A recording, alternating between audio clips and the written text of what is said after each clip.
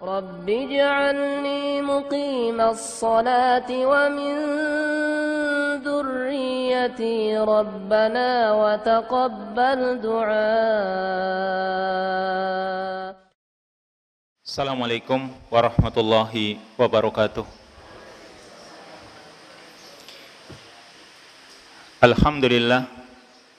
Alhamdulillahi hamdan yuwafi ni'amahu wa yukafi'u mazidah. Ya Rabbana lakal hamdu wa lakas syukru kama yanbaghi li jalali wajhikal karimi wa azimi sultanik.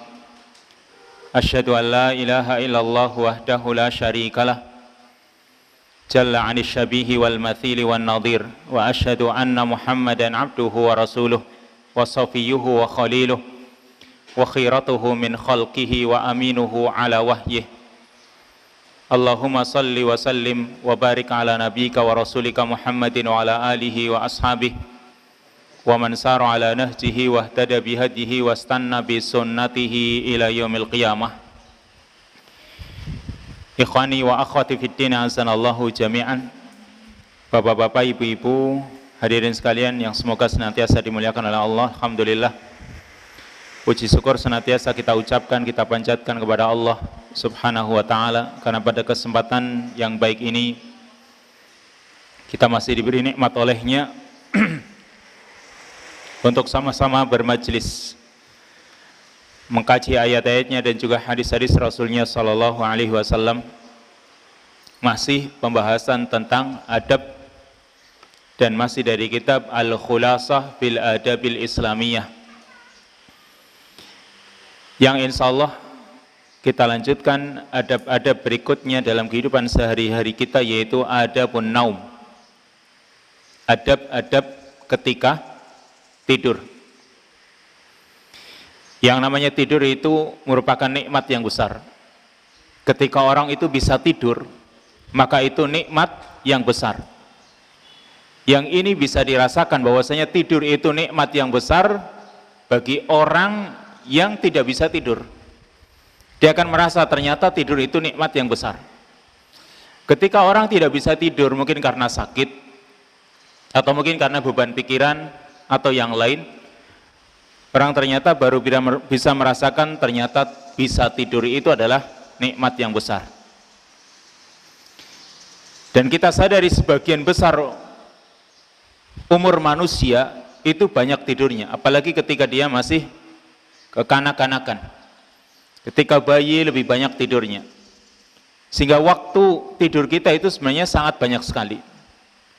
Maka alhamdulillah, Allah Subhanahu wa ta'ala menjadikan kehidupan dunia ini ada siang, ada malam. Dan waktu malam Allah Subhanahu wa ta'ala berikan untuk kita sehingga kita bisa beristirahat dengan tidur. Bayangkan kalau malam, kalau dunia ini siang terus, atau sebaliknya, dunia ini malam terus, kira-kira aktivitas manusia itu akan berhenti. Makanya Allah Subhanahu wa ta'ala mengatakan dalam surat Al-Qasas ayat yang ke-71 dan 72. Allah mengatakan, "Qul ara'aytum in ja'alallahu 'alaikumul laila sarmadan ila yaumil qiyamah man ilahun ghairullahi ya'tikum bidiya afala tasma'un." Qul, katakan wahai Muhammad, ara'aitum in ja'alallahu 'alaikumul laila sarmadan ila yaumil qiyamah, bagaimana pendapatmu, katakan, jika Allah Subhanahu wa ta'ala jadikan atas kalian waktu malam itu sarmadan ila yaumil qiyamah, terus menerus sampai hari kiamat. Ini kata Allah, tanyakan coba kepada manusia, kalau Allah jadikan waktu malam ini terus menerus ila yaumil qiyamah sampai hari kiamat, man ilahun ghairullahi ya'tikum bidiya, adakah sesembahan selain Allah yang bisa mendatangkan kepada kalian dia, sinar yang terang? Ada enggak Tuhan di dunia ini yang bisa mendatangkan sinar yang terang sehingga menjadikan malam ini terang? Afala tasma'un, tidakkah kalian mendengar? Lalu ayat yang ke-72 Allah mengatakan, qul ara'aitum In ja'alallahu 'alaikumun nahara sarmadan ila yaumil qiyamah man ilahun ghairullahi ya'tikum bilailin taskununa fihi afala tubsirun.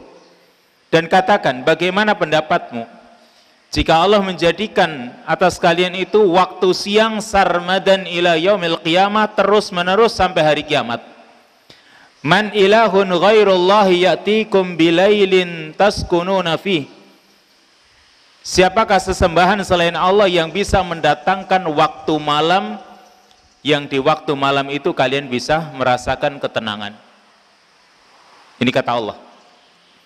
Siapakah manusia atau siapakah Tuhan selain Allah yang bisa mendatangkan waktu malam yang kalian bisa merasakan ketenangan di malam hari? Afala tubsirun, tidakkah kalian melihat? Jadi Allah Subhanahu wa taala alhamdulillah menjadikan waktu ini silih berganti, ada siang, ada malam. Waktu siang kita gunakan untuk mencari ma'isyah, untuk bekerja, beraktivitas, dan waktu malam kita jadikan sebagai waktu di mana kita bisa beristirahat.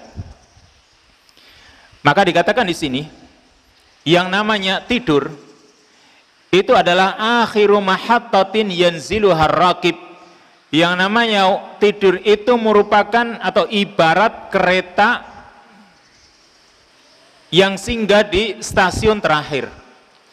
Jadi kita orang yang tidur itu ibarat kita itu seperti kereta yang berada di stasiun terakhir. Yang namanya stasiun terakhir itu tempat berhentinya kereta yang terakhir setelah menempuh perjalanan seharian penuh. Ada manusia yang peras keringat, banting tulang dalam kehidupan sehari-harinya, maka ketika dia merasakan tidur, berarti dia itu seperti kereta yang berada di stasiun terakhir tempat dia berhenti sudah, istirahat. Maka manusia juga sama, ketika dia tidur, maka dia itu seperti berhenti dari berbagai lelahnya aktivitas di siang hari. Dia kembali ke rumahnya, ke tempat yang tenang, ke tempat yang nyaman. Dan dia serahkan dirinya kepada Al-Khaliq pencipta, yaitu Allah Subhanahu wa ta'ala. Ketika orang tidur, dia menyerahkan dirinya kepada Allah Sang Pencipta. Karena Allah yang akan menjaganya, Allah yang akan memeliharanya. Allah yang telah mengatur segala urusannya. Allah Subhanahu wa ta'ala juga yang kembali memproses komponen kita. Ketika kita itu lelah di siang hari, atau mungkin barangkali ada sendi-sendi kita yang mungkin keseleo atau mungkin yang lain, ada yang sudah tidak tepat lagi, ada saraf-saraf yang butuh perbaikan. Lalu ketika kita itu tidur, Allah Subhanahu wa ta'ala yang memproses kembali. Allah Subhanahu wa ta'ala yang menata kembali sendi-sendi kita, saraf-saraf kita. Makanya Allah mengatakan, kelanjutan dari ayat yang ke-72 tadi ya. Ayat yang ke-73 dari surat Al-Qasas, Allah mengatakan, "Wa mir rahmatihi ja'ala lakumul laila wan nahara litaskunu fihi wa litabtaghu min fadlihi wa la'allakum tashkurun." Dan di antara rahmatnya Allah, Allah jadikan untuk kalian waktu malam dan siang, litaskunu fihi, supaya kalian itu bisa merasakan ketenangan. Walitabtaghu min fadlihi, dan supaya kalian bisa mencari karunia-Nya. Ini waktu malam kita bisa merasakan ketenangan, kembali persendian kita, sehingga yang tadinya lemah kembali menjadi segar kembali.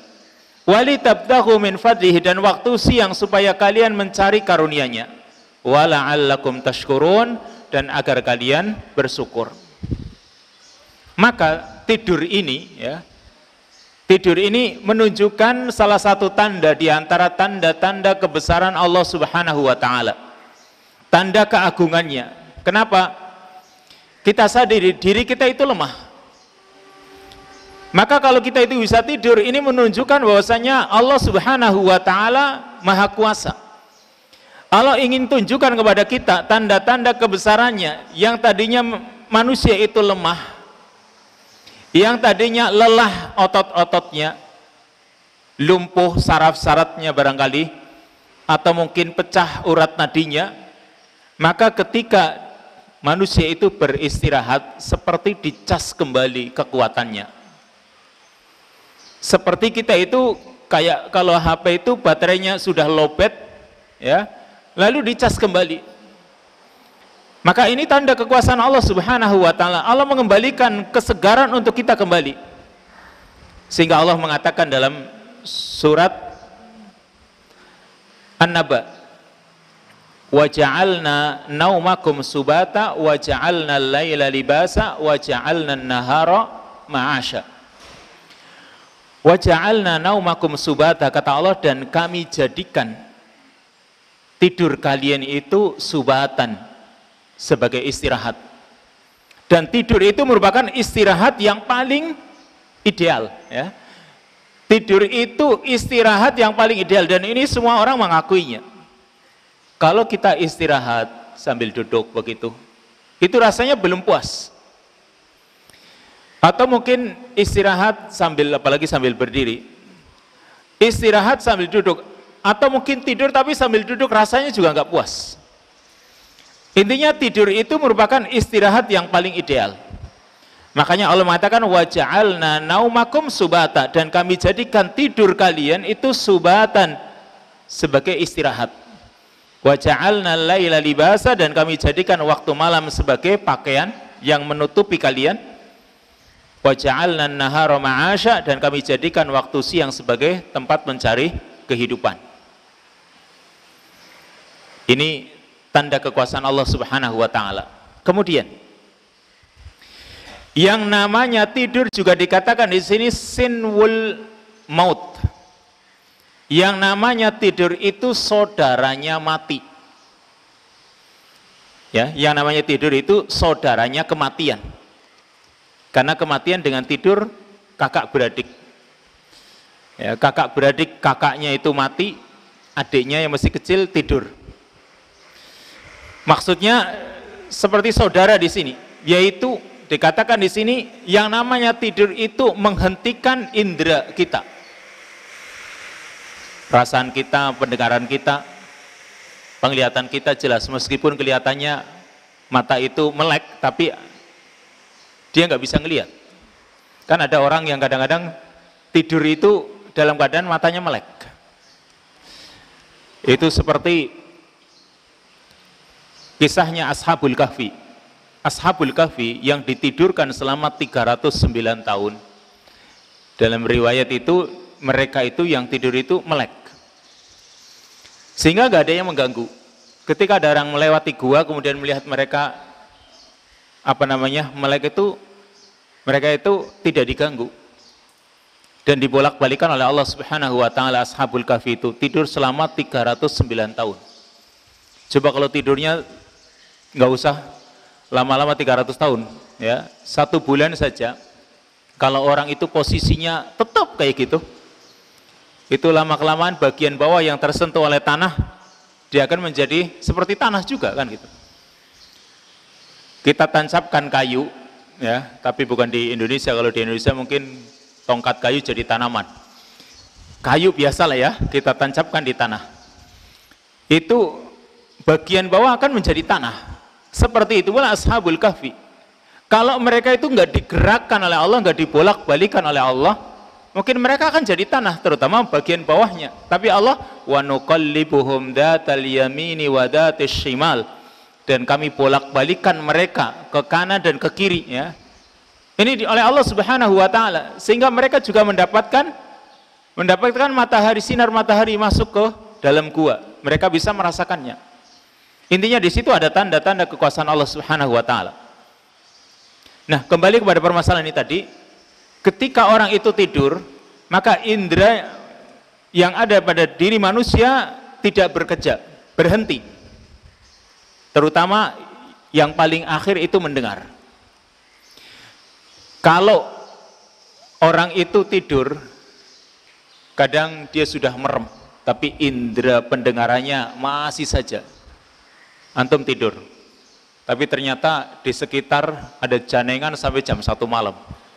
Rasanya nggak bisa tidur kan, sudah merem tapi sampingnya itu janengannya nggak berhenti kan, misal pendengarannya ini belum tidur, artinya belum berhenti, tapi kalau sudah berhenti sudah, alhamdulillah, semuanya itu sudah berhenti. Ini indera pendengaran kita, perasaan kita dan lain sebagainya berhenti.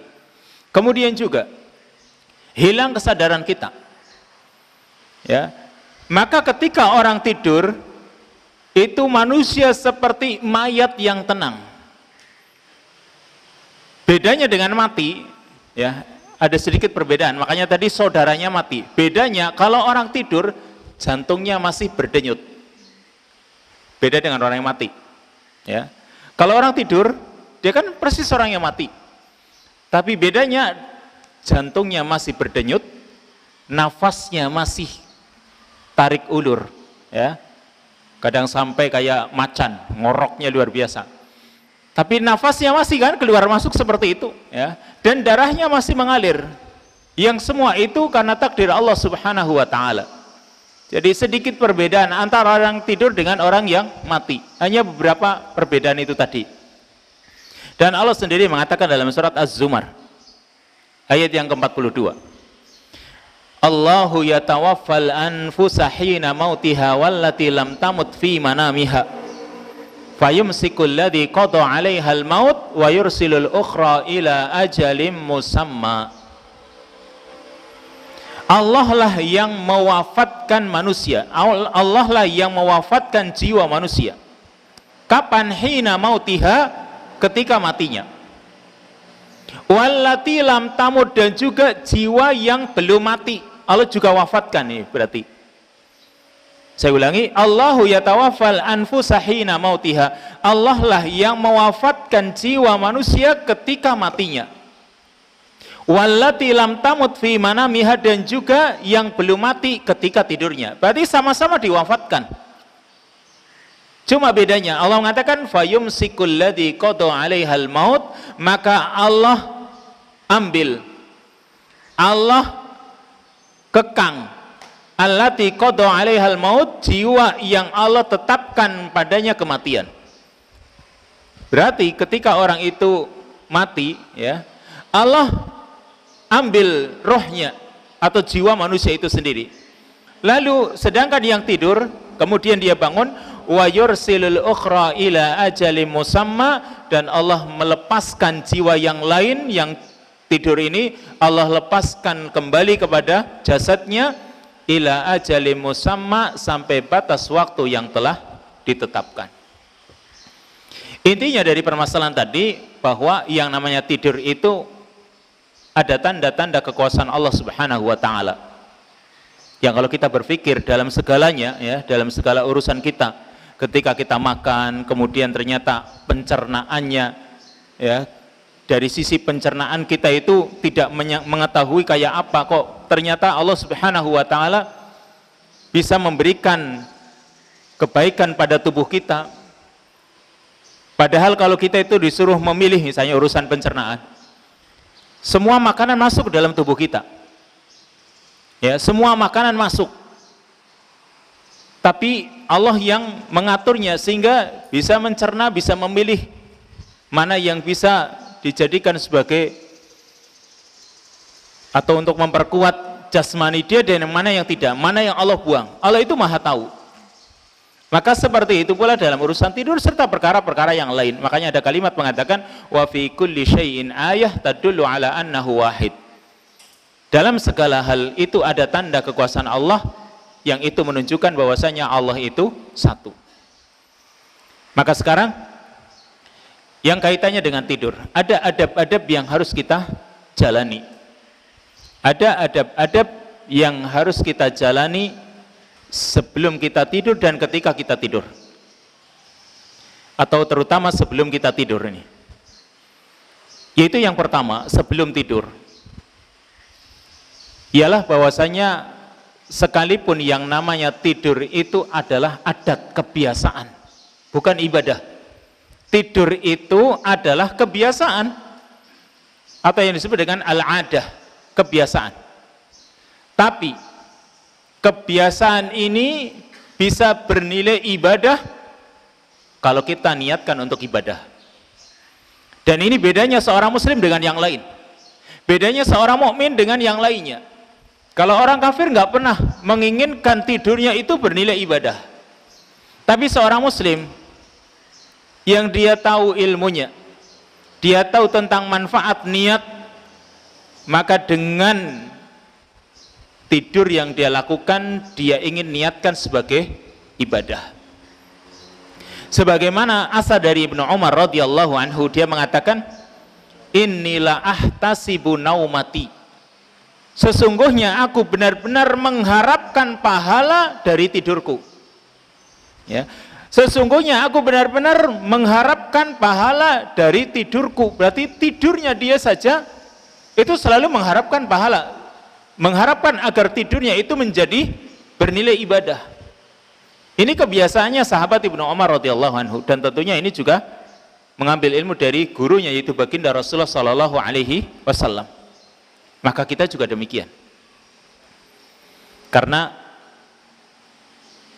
sekalipun orang itu kebiasaan terus-menerus seperti makan serta yang lainnya, yang itu merupakan adat kebiasaan, kalau kita niatkan itu sebagai ibadah, nanti dicatat oleh Allah Subhanahu wa taala sebagai ibadah yang kita bisa mendapatkan pahala darinya.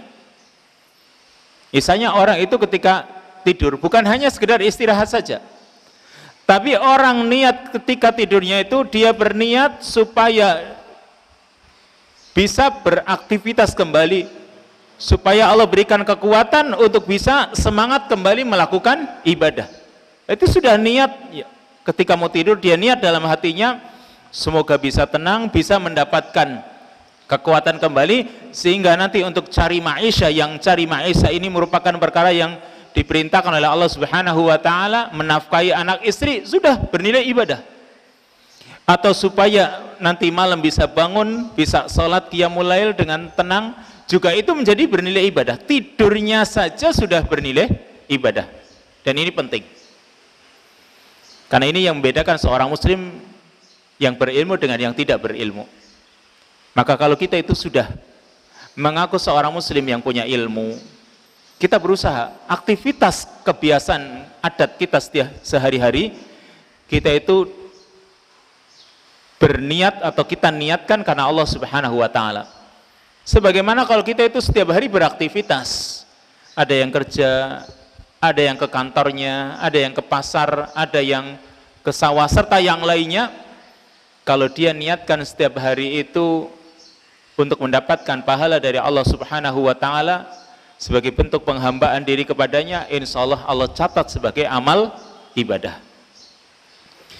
Lalu yang lain yang kita gabungkan bukan cuma dari kitab ini saja, tapi juga dari kitab-kitab yang lain, karena permasalahan ini juga sering kita bahas tentang masalah adab-adab tidur, yaitu alla yanama wahdah, agar orang itu tidak tidur sendirian. Agar kebiasaan kita itu jangan tidur sendirian. Kalau bisa ya, kalau bisa kita itu tidak tidur sendirian. Maksudnya kalau dalam satu rumah itu jangan sendirian, tapi cari yang lain, cari teman. Ini mohon maaf, terutama yang masih bujang ini. Ya, kalau dia masih bujang tidur sendirian, kasihan dia, miskin namanya. Miskin itu kasihan, bukan berarti dia miskin nggak punya duit. Tapi miskin itu bahasa Arab, orang mengatakan anta miskin, maksudnya kasihan. Kasihan dia nggak punya teman tidurnya. Tapi kalau dalam satu rumah ada di kamar yang lain ada temannya, maka insya Allah itu akan menjadi teman juga. Ya, agar orang itu tidak tidur sendirian. Kenapa? Perhatikan dalam hadis yang diriwayatkan oleh Imam Ahmad dari Abdullah bin Umar, yang disebutkan dalam Sahihul Jami'. Abdullah bin Umar mengatakan, naha Rasulullah SAW anil wahdah, ay an yabita rajulu wahdahu au yusafira wahdahu. Rasulullah sallallahu alaihi wasallam melarang dari menyendiri. Artinya menyendiri di sini an yabita rajulu wahdah, yaitu seseorang bermalam sendirian. Di rumahnya dia sendirian. Maka kalau yang punya istri, udah istrinya diajak. Ternyata di sana nggak cukup gajinya, misalnya ngontrak aja nggak cukup, berusaha mohon kepada Allah Subhanahu wa Ta'ala agar bagaimana supaya dia bisa bersama istrinya. Atau kalau enggak ya pokoknya berusaha mohon kepada Allah Subhanahu wa Ta'ala, karena yang namanya istri, kembali masalah istri ini, yang namanya menikah, an-nikah atau az-zawaj, itu artinya al-jama'. Ya, nikah artinya al-jama', yaitu bersatu atau berkumpul. Sekarang kalau orang itu menikah kok tidak berkumpul, nggak ada artinya. Yang satu di Indonesia, yang satu di luar negeri. Maka rasa menikah itu kayak tidak ada manfaatnya. Meskipun kadang pulang karena mungkin kerjanya jauh, tapi ada kapan masanya dia berkumpul. Tapi kalau tidak pernah sama sekali, nah ini yang bahaya. Karena itu tadi makna an-nikah sendiri bermakna al-jama'. Antum cari di kamus. An-nikah lughatan, ya, salah satu makna nikah secara bahasa artinya apa? Al-jama'. Yaitu bergabung, berkumpul. Maka nggak ada manfaatnya kalau orang menikah itu nggak berkumpul. Sehingga di sini Nabi SAW melarang orang itu sendirian, yaitu an yabita rajulu wahdahu, orang itu bermalam sendirian, au yusafir wahdahu, atau safar sendirian. Kenapa kok orang dilarang tidur sendirian, bermalam dia sendirian? Karena bisa menjadi bahan permainan syaitan. Orang ketika sendirian, dia nanti dipermainkan oleh setan. Yaitu setan membisik-bisikkan kepadanya untuk bermaksiat. Karena orang ketika sendirian, dia merasa tidak ada yang mengawasi. Dan ini bahaya. Coba, kalau kita itu safar sendirian, rasanya bebas, nggak ada yang mengawasi, bisa melakukan maksiat apapun. Dan setan selalu membisik-bisikkan. Atau setan itu akan mengganggunya dengan menakut-nakuti. Di satu sisi merasa bebas. Perhatikan di sini, kalau orang itu ketika sendirian kok dia merasa saya sendirian. Nah, ini yang perlu dikoreksi dan ini sudah sering saya sampaikan. Ada sebuah syair yang mengatakan idza ma khalauta dahra yauman fala taqul khalautu qul walakin qul alayya raqibun. Jika suatu saat kamu itu sendirian, maka jangan kamu katakan aku sendiri. Ya, ini penyair mengatakan idza ma khalauta dahra yauman fala taqul khalautu. Jika suatu saat kamu sendirian, jangan kamu katakan pada dirimu aku sendirian. Walakin qul alayya raqibu, akan tetapi katakan di atasku ada yang mengawasi. Karena ini bahaya kalau orang sudah mengatakan aku sendirian. Ini bisik-bisiknya setan. Satu sisi dia merasa tidak diawasi sehingga dia akan melakukan berbagai macam maksiat karena mumpung merasa sendirian. Atau di sisi yang lain setan akan mengganggunya dengan menakut-nakuti. Sehingga orang yang seperti ini kadang butuh bantuan orang lain. Makanya kalau bisa dia itu jangan tidur sendirian. Ada temannya mungkin di kamar yang lain. Ya, terutama dalam satu rumah kalau dia sendirian itu, ya kecuali Allah Subhanahu wa Ta'ala memang bisa saja dia memohon perlindungan kepada Allah Subhanahu wa Ta'ala dari berbagai macam godaan syaitan. Tapi ketika sendirian, orang ketika sendirian mungkin dia pegang HP, dia bebas, nggak ada yang mengganggu. Dia mau menonton apapun nggak ada yang lihat, kan seperti itu. Kalau orang itu merasa diawasi oleh Allah, alhamdulillah, Allah jaga dia. Tapi yang namanya manusia, kadang dia ketika merasa sendirian sudah, dia merasa tidak ada yang mengawasi. Ini hati-hati. Termasuk tidur sendirian ini tadi. Yang kedua, an la yanama ala sathil bait laisa lahu sur. Yaitu agar orang itu tidak tidur di atas atap rumah yang tidak ada pagarnya. Artinya kalau ada di atas atap seperti itu ya, apalagi jelas di atasnya nggak ada penutupnya, lalu nggak ada pagarnya, yang Allah Subhanahu wa taala atau Rasul SAW sendiri berlepas diri. Di dalam hadis yang sahih diriwayatkan oleh Abu Dawud, disebutkan dalam Sahih Abu Dawud, Nabi mengatakan, man bata ala sathi baitin laisa lahu hijarun faqad bari'tu atau faqad bari'at minhu dhimmah. Barang siapa yang bermalam di atas atap rumah yang tidak ada hijarun, tidak ada pagarnya atau tidak ada dindingnya, di atap tapi loteng misalnya, nggak ada pagar kanan kirinya, lalu dia di situ, maka kata Nabi, faqad bari'at minhu dhimmah, maka jaminan itu tidak ada padanya.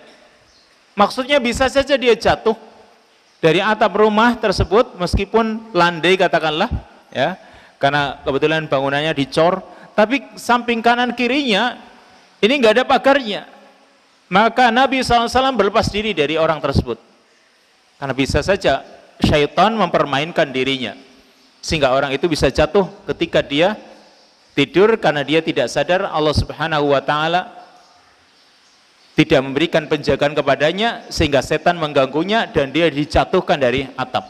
Na'udzubillah. Makanya orang itu harus berhati-hati. Kemudian berikutnya yaitu al-wudu'u qabla naum, berwudu sebelum tidur, dan kalau bisa dia juga sholat sebelum tidurnya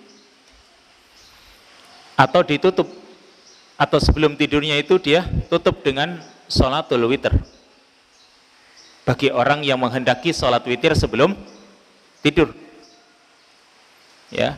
Dan jangan sampai orang itu tidur tidak dalam keadaan berwudu serta berzikir kepada Allah Subhanahu wa taala. Perhatikan apa yang diwasiatkan oleh Rasul sallallahu alaihi wasallam kepada sahabat Abu Hurairah.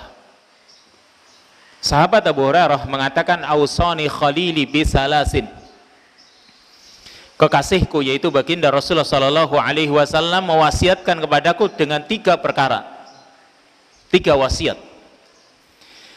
Yaitu wasiat yang pertama, an la ada'uhunna hatta amut. Ya, wasiat yang pertama, saumi salasati ayyam, ya.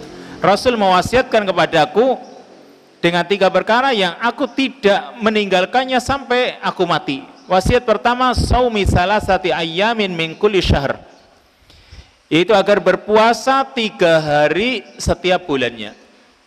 Ini yang diwasiatkan Rasul kepada sahabat Abu Hurairah, agar berpuasa 3 hari setiap bulannya, terserah mau di awal, mau di tengah, mau di akhir, mau dipisah, mau digabungkan, terserah, yang penting 3 hari dalam sebulan. Wa salatid duha, dan juga salat duha termasuk yang beliau wasiatkan kepada sahabat Abu Hurairah, serta wa naumin ala witrin, dan tidur dengan melakukan salat witir terlebih dahulu. Ini yang beliau wasiatkan kepada sahabat Abu Hurairah yang dia tidak pernah meninggalkannya setelah Nabi wasiatkan kepadanya, yaitu puasa 3 hari dalam sebulan, kemudian sholat duha. Berarti sholat duha itu termasuk perkara yang diwasiatkan dan dia tidak pernah meninggalkannya, serta sebelum tidur sholat witir dulu, ya minimal 3 rakaat, atau mungkin lebih dari itu maka itu lebih baik. Jadi ini perkara-perkara yang diwasiatkan oleh Rasul sallallahu alaihi wasallam kepada sahabat Abu Hurairah, yang ini berlaku untuk kita pula, bukan berarti hanya untuk Abu Hurairah. Berarti salah satunya sholat. Berarti sebelum sholat juga berwudu otomatis.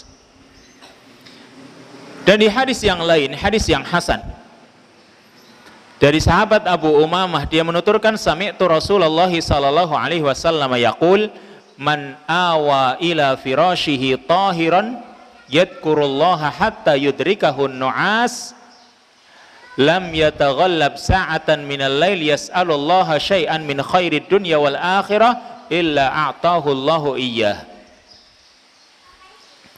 Kata sahabat Abu Umamah, dia mengatakan, aku mendengar Rasulullah SAW bersabda, man awa ila firashihi, barang siapa yang beranjak menuju ranjangnya, menuju tempat tidurnya, tahiran, dalam keadaan suci,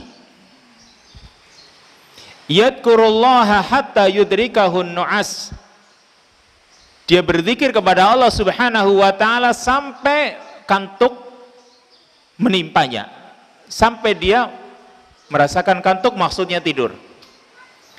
Lam yataghallab sa'atun minal lail, atau dalam riwayat yang lain itu lam yataqallab, dia tidak bangun, atau ya, dia tidak membolak-balikan suatu saat dari waktu malam, dia maksudnya dia tidak bangun di waktu malam lalu dia memohon kepada Allah Subhanahu wa ta'ala berupa kebaikan dunia dan akhirat, illa a'tahu Allahu iyyah, melainkan Allah akan berikan apa yang dia minta kepadanya.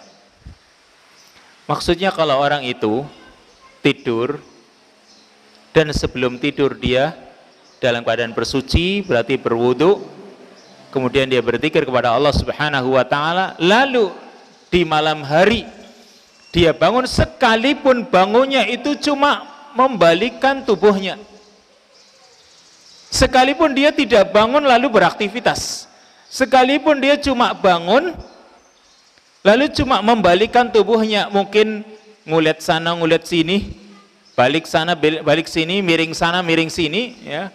Di saat seperti itu dia mohon kepada Allah Subhanahu wa ta'ala berupa kebaikan dunia dan akhirat, kata Nabi, pasti Allah berikan untuknya. Jadi mungkin saja kita itu misalnya bangun jam 11 malam, tidur jam 10, atau mungkin tidur katakanlah jam 9, tidur jam 11 bangun, kayaknya masih malam, cuma melek gitu, atau mungkin cuma geser dikit sana sini, miring sana sini, ya. Maka jangan lupa, kalau misalnya orang itu dia tidak ingin bangun malam, jangan lupa sekalipun cuma melek sebentar, gunakan untuk berdoa. Ya, gunakan untuk berdoa, karena apa? Insya Allah tadi sebagaimana yang dikatakan oleh Nabi SAW, kalau memang dia itu tadi ketika mau tidur dia berwudu, dia juga berzikir kepada Allah Subhanahu wa ta'ala, Allah akan berikan apa yang dia minta ketika dia bangun, meskipun dia tidak beranjak berdiri. Maka gunakan itu juga untuk berdoa kepada Allah Subhanahu wa ta'ala, karena di saat itu juga perkara yang mustajab insyaallah ta'ala. Ini adab sebelum tidur, yaitu berwudu dan juga sholat. Berikutnya adab yang lain yaitu muhasabatun nafsi qablan naum ala ma fa'alahu fi yaumihi wal istighfar min jami'id dzunub allati iqtarafaha. Muhasabatun nafs yaitu memuhasabah diri kita sebelum tidur, ala ma fa'alah, apa yang telah dia lakukan, memuhasabah, menghitung-hitung, yaitu kita itu dalam kehidupan sehari-hari, di siang hari kita banyak beraktivitas, baik yang sifatnya ibadah atau yang hanya urusan dunia. Maka ketika mau tidur kita itu memuhasabah. Untuk apa kita muhasabah sebelum tidur? Untuk apa kita itu memuhasabah atau menghitung-hitung apa yang telah kita lakukan, mengingat kembali apa yang kita lakukan di siang hari atau mungkin yang akan datang? Kita memuhasabah diri kita, karena kata para ulama, ketika orang itu memuhasabah dirinya sebelum tidur dari kegiatan atau aktivitas amal ibadah serta yang lainnya yang dia lakukan di siang hari, itu membantu tidurnya itu menjadi tenang.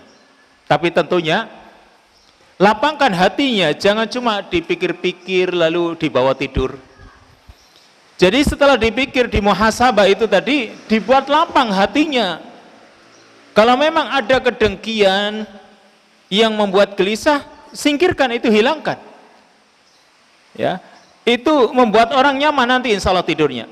Kenapa? Dia lepas kegelisahan di siang hari. Ini yang namanya muhasabah. Yang ini memang diperintahkan oleh Allah Subhanahu wa ta'ala. Di dalam surat Al-Hasyr Allah mengatakan, Ya ayyuhalladzina amanu taqullaha wal tandur nafsum ma qaddamat lighad wattaqullah. Hai orang-orang yang beriman, ittaqullah, bertakwalah kalian kepada Allah, wal tandur nafsum ma qaddamat lighad, dan hendaklah setiap jiwa manusia itu melihat apa yang telah dia lakukan untuk hari esok, yaitu untuk menghadap Allah Subhanahu wa taala. Apa yang kita lakukan? Kita itu disuruh memuhasabah ini, wal tandur nafsum ma qaddamat lighad, hendaklah jiwa manusia itu melihat, memperhatikan apa yang telah dia lakukan untuk hari esok, baik hari esok yang akan datang, hari esok ini, atau yang akan datang menghadap Allah Subhanahu wa taala. Kita disuruh memuhasabah. Ini perintah Allah, wal tandur nafsum ma qaddamat lighad. Dan sahabat Umar sendiri mengatakan dalam makalahnya yang masyhur, hasibu anfusakum qabla an tuhasabu wazinuha qabla an tuzanu. Hisablah diri kalian, hitung-hitunglah diri kalian sebelum kalian itu nanti dihisab, dan timbanglah diri kalian sebelum nanti juga kalian akan ditimbang. Karena sebelum tidur itu kita banyak melakukan aktivitas, ya, kita banyak melakukan aktivitas, kita juga banyak berinteraksi dengan orang lain. Yang aktivitas tersebut, yang berinteraksi dengan orang lain itu tadi, ada yang positif, ada yang negatif, kan seperti itu. Maka kita muhasabah. Bagaimana caranya? Yang namanya muhasabah, kalau kita lihat dalam kitab Tazkiyatun Nufus dan juga beberapa kitab yang lain, yang namanya muhasabah itu bisa memuhasabah sebelum beramal, bisa muhasabah setelah beramal. Yang kita lakukan, kita itu juga perlu memuhasabah. Yang belum kita lakukan, kita juga perlu memuhasabah.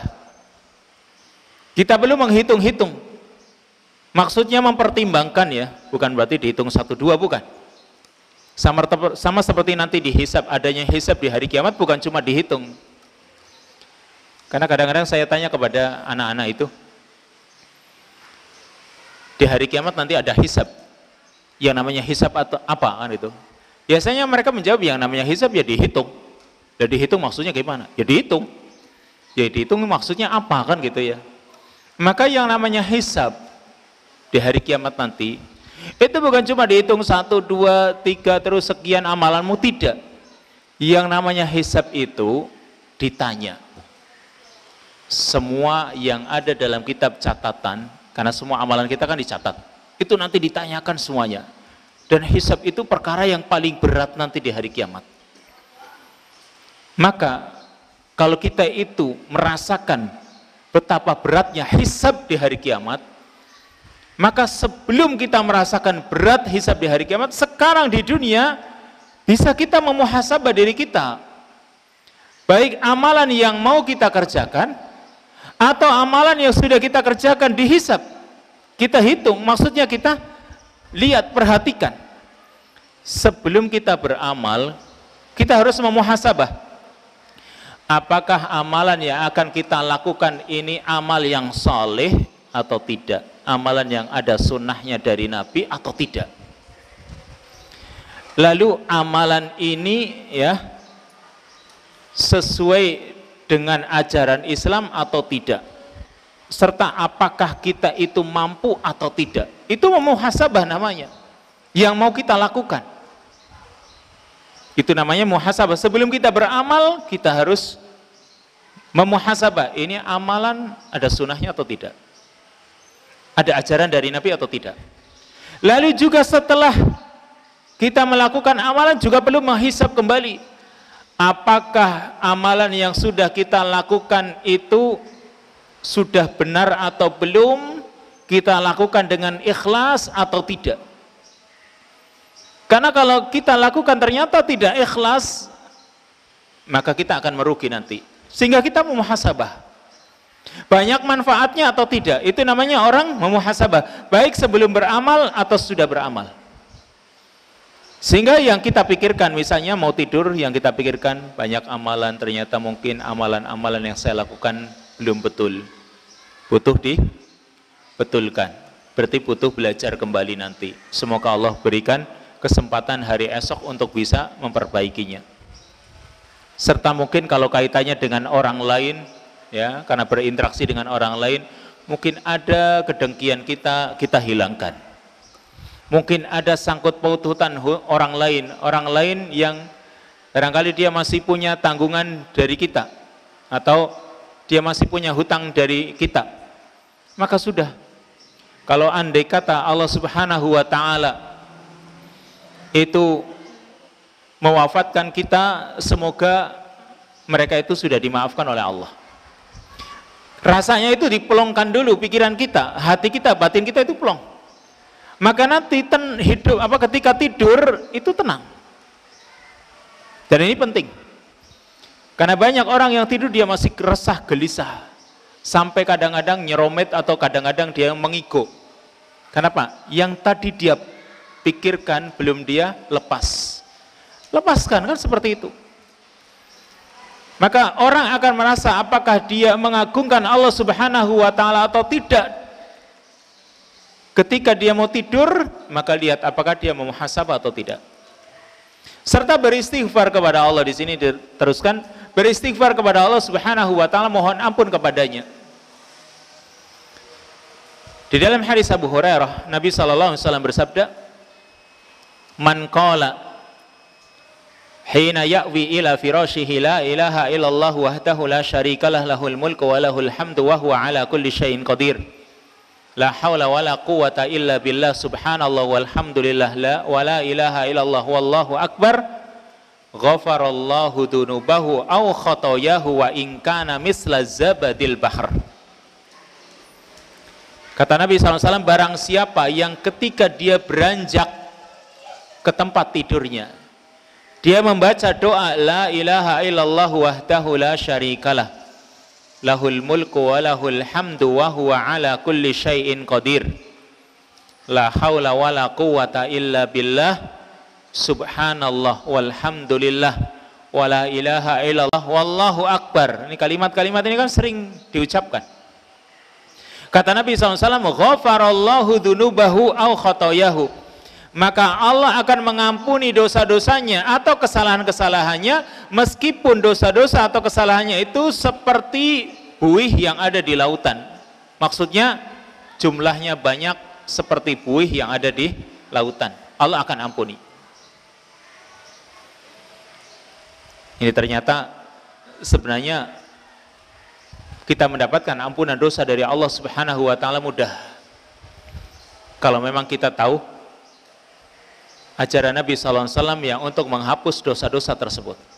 Satu lagi, itu karena banyak, mungkin kita lanjutkan pada kesempatan yang akan datang. Di sini satu lagi poin berikutnya, yaitu qiraatu ayatil kursi wa suratil ikhlas wal muawwidatain qabla naum.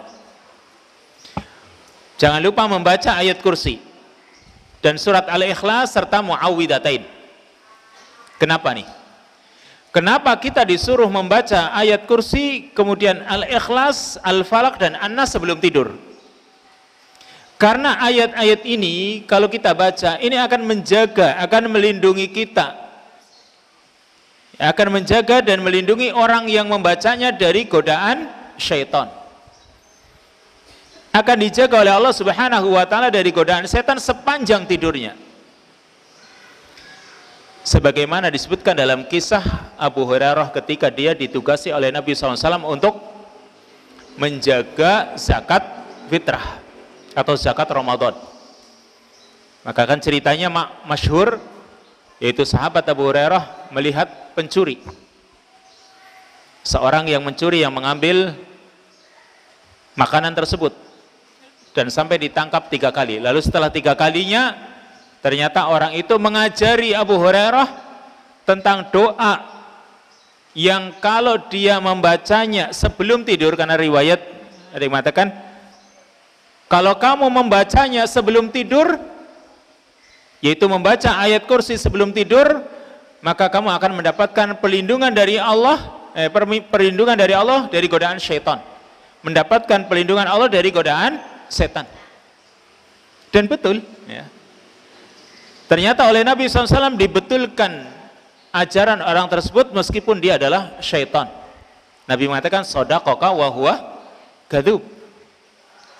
Dia benar dalam urusan ini meskipun dia adalah pendusta.